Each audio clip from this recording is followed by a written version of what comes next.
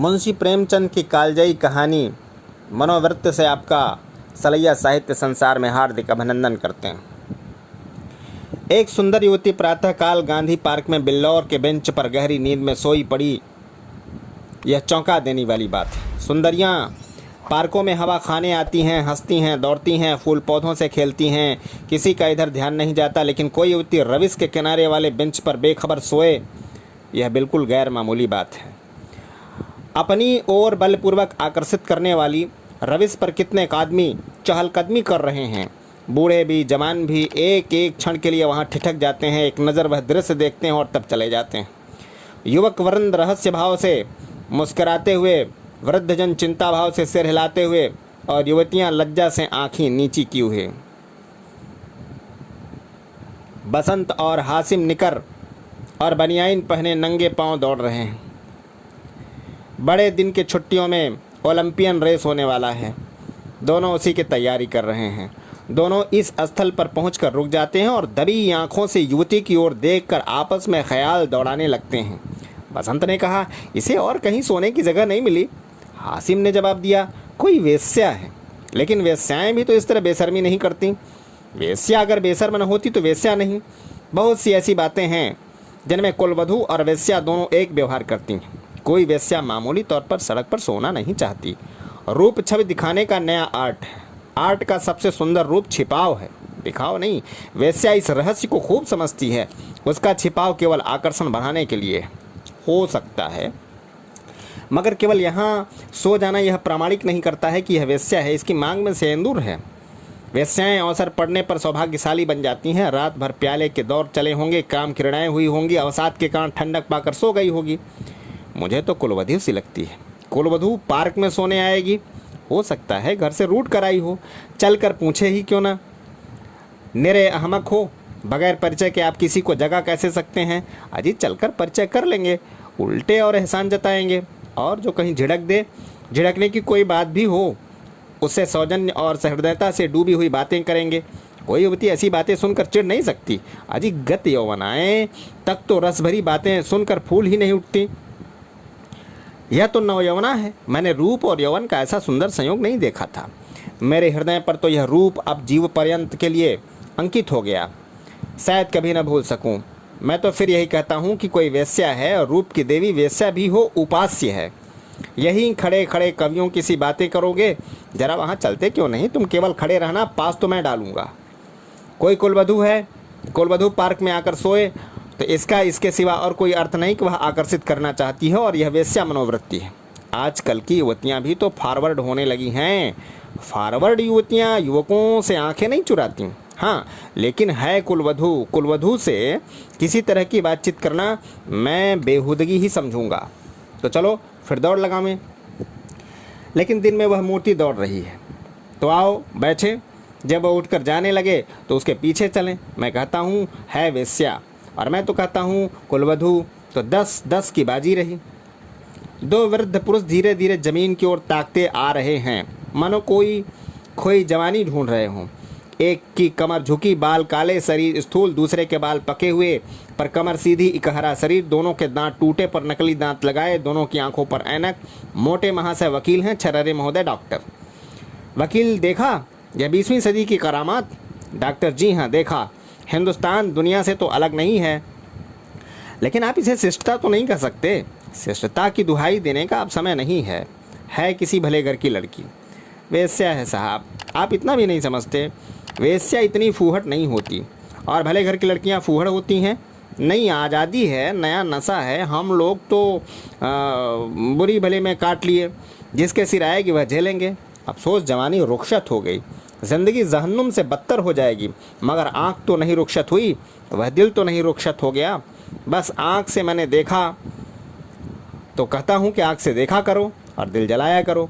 मेरा तो फिर जवान होने को जी चाहता है। सच पूछो तो आजकल के जीवन में ही ज़िंदगी की बहार है। हमारे वक्तों में तो कहीं कोई सूरत की नज़र ही नहीं आती थी। आज तो जिधर जाओ हुस्न ही हुस्न के जलवे। सुना युवतियों को दुनिया में जिस चीज़ से सबसे ज़्यादा नफरत है वह बूढ़े मर्द हैं। मैं इसका कायल नहीं। पुरुष का जौहर उसकी जवानी नहीं, उसका शक्ति संपन्न होना है। कितने ही बूढ़े जवानों से ज़्यादा कड़ियल होते हैं। मुझे तो आए दिन इसके तजर्बे होते हैं। मैं तो अपने को ही किसी जवान से कम नहीं समझता। यही सब सही है, पर बूढ़ों का दिल कमज़ोर हो जाता है। अगर यह बात न होती तो इस रमणी को इस तरह देख करके हम लोग यूं ही न जले चले जाते। मैं तो आंखों भर जी भर देख भी न सका।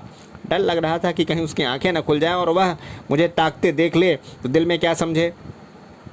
खुश होती कि बूढ़े पर भी उसका जादू चल गया। अजी रहने भी दो, आप कुछ दिनों ओकाशा का सेवन कीजिए। चंद्रोदय खाकर देख चुका हूँ, सब लूटने की बातें हैं। मंकी ग्लैड लगवा लीजिए ना।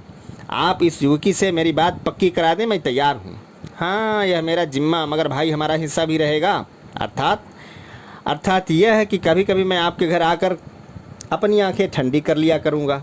अगर आप इस इरादे से आएँ तो मैं आपका दुश्मन हो जाऊँ। ओहो, आप तो मंकी ग्लैंड का नाम सुनते ही जवान हो गए। मैं तो समझता हूँ कि अभी डॉक्टरों ने लूटने का एक लटका निकाला है। सच? अरे साहब, इस रमणी के स्पर्श में जवानी है। आप हैं किस फेर में? इसके एक एक अंग में, एक एक चितवन में, एक एक मुस्कान में, एक एक विलास में जवानी भरी हुई है। न 100 मंकी ग्लैंड, न एक रमणी का बाहुपास। अच्छा, कदम बढ़ाइए, मुवक्किल आकर बैठे होंगे। यह सूरत याद रहेगी। फिर आपने याद दिला दी। इस तरह कोई सोई है इसलिए कि लोग उसके रूप को, उसके अंग विन्यास को, उसके बिखरे हुए केसों को, उसकी खोली हुई गर्दन को देखें और अपनी छाती पीटें। इस तरह चले जाना उसके साथ अन्याय है। वह बुला रही है और आप भागे जा रहे हैं। हम जिस तरह दिल से प्रेम कर सकते हैं, क्या जवान भी प्रेम कर सकता है? बिल्कुल ठीक। मुझे तो ऐसी औरतों से साबिका पड़ चुका है जो रसिक बूढ़ों को खोजा करती हैं। जवान तो छिछोरे, उच्छृंखल, अस्थिर और गर्वीले होते हैं। वे प्रेम के बदले कुछ चाहते हैं, यहाँ निस्वार्थ भाव से आत्मसमर्पण करते हैं। आपकी बातों में दिल में गुदगुदी हो गई। मगर एक बात याद रखिए, कहीं उसका जवान प्रेमी मिल गया तो मिला करे। यहाँ ऐसों से नहीं डरते। आपकी शादी भी कुछ बातचीत थी? हाँ थी, मगर अपने ही लड़के जब दुश्मनी पर कमर बांधे तो क्या हो। मेरा बड़ा लड़का यशवंत तो मुझे बंदूक दिखाने लगा। यह जमाने की खूबी है। अक्टूबर की धूप तेज हो चली थी। दोनों मित्र निकल गए। 2 देवियाँ, एक वृद्धा दूसरी नवयौवना, पार्क के फाटक पर मोटर से उतरी और पार्क में हवा खाने आईं। उनकी निगाह भी उस नींद की माती युवती पर पड़ी। वृद्धा ने कहा, बड़ी बेशर्म है। नवयौवना ने तिरस्कार भाव से उसकी ओर देखकर कहा, ठाठ तो भले घर के देवियों के हैं, बस ठाठ ही देख लो। इसी के मर्द कहते हैं स्त्रियों को आज़ादी न मिलनी चाहिए। मुझे तो कोई वेश्या मालूम होती है। वेश्या ही सही, पर उसे इतनी बेशर्मी करके स्त्री समाज को लज्जित करने का क्या अधिकार है? कैसे मज़े से सो रही है, मानो अपने घर में है। बेहयाई है। मैं पर्दा नहीं चाहती, पुरुषों की गुलामी नहीं चाहती, लेकिन औरतों में जो गौरवशीलता और सलज्जता है उसे नहीं छोड़ना चाहती। मैं किसी युवती को सड़क पर सिगरेट पीते देखती हूँ तो मेरे बदन में आग लग जाती है। उसी तरह आधी छाती का जम्फर भी मुझे नहीं सुहाता। क्या अपने धर्म की लाज छोड़ देने से साबित होगा कि हम बहुत फॉरवर्ड हैं? पुरुष अपनी छाती या पीठ खोले नहीं घूमते हैं। इसी बात पर भाई जी, जब मैं आपको आड़े हाथे लेती हूँ तो आप बिगड़ने लगती हैं। पुरुष स्वाधीन है, वह दिल में समझता है कि मैं स्वाधीन हूँ।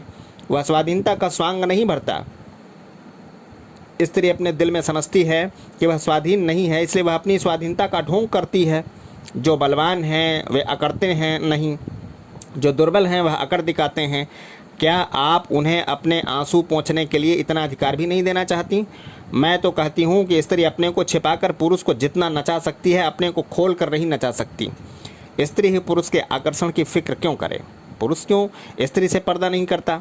अब मुँह न खुलवाओ मीनू। इस छोकरी को जगा कर कह दो कि जाकर घर में सोए। इतने आदमी आ जा रहे हैं और यह निर्लज्ज टांग फैलाई पड़ी है। यहाँ इसे नींद कैसे आ गई? रात कितनी गर्मी थी भाई जी, ठंडक पाकर बेचारी की आंख लग गई है। रात भर यहीं रही, कुछ बदती हूँ। मीनू युवती के पास जाकर उसका हाथ पकड़कर हिलाती हैं। यहाँ क्यों सो रही हो देवी जी? इतना दिन चढ़ाया, उठकर घर जाओ।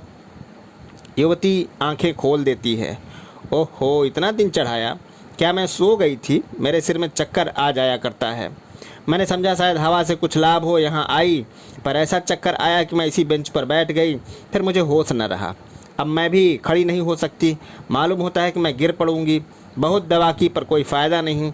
आप डॉक्टर श्यामनाथ को जानती होंगी, वह मेरे ससुर हैं। युवती ने आश्चर्य से कहा, अच्छा, वह तो अभी इधर से ही गए हैं। सच?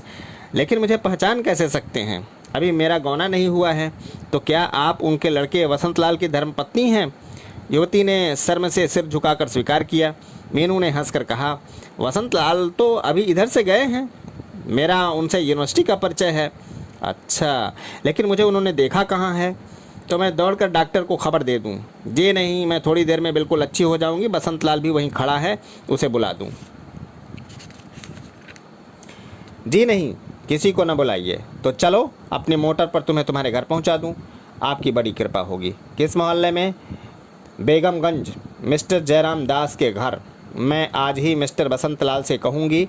मैं क्या जानती थी कि वह इस पार्क में आते हैं, मगर कोई आदमी तो साथ ले लिया होता। किस लिए? कोई ज़रूरत न थी। जय हिंद, जय भारत।